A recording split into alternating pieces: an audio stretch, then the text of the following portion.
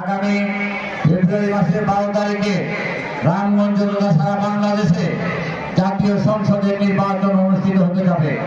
সেই নির্বাচনে আপনারা প্রত্যেকেই বেগম খালেদা জিয়ার উত্তরসূরি তারেক রহমানের মনোনীত প্রার্থীকে ধানের শেষ প্রতীকে ভোট দেবেন, এই আশা এবং এই ভরসা আমি ব্যক্ত করছি।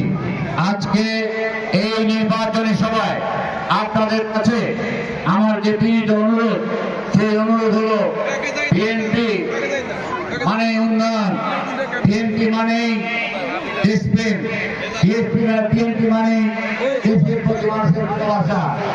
এই 3 নম্বর ভালো ইউনিয়নের কৃতি সন্তান যারা তিনবারের সংসদ সদস্য নির্বাচিত হয়েছেন। জনাব নাজিমুদ্দিন সাহেব 2বার সংসদ নির্বাচনে অংশগ্রহণ করেছেন এবং নির্বাচিত হয়েছেন। জনাব জিয়া যখন মন্ত্রী ছিলেন তখন এই এলাকার অভূতপূর্ব একটা উন্নয়ন সাধিত হয়েছে। আজকে আমি আপনাদের সামনে এই মাঠে দাঁড়িয়ে বক্তব্য রাখছি, এটা আমার অত্যন্ত স্মৃতি বিজড়িত একটি মাঠ।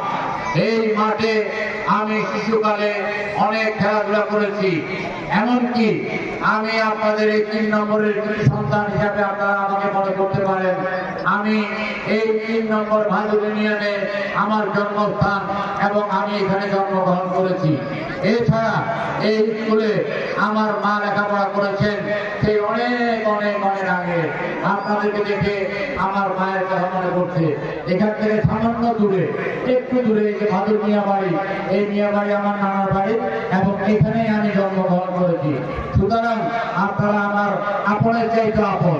আপনারা আমার কাছে আপনাদের যে দাবি বা আমার কাছে আমি আপনাদের কাছে যে দাবি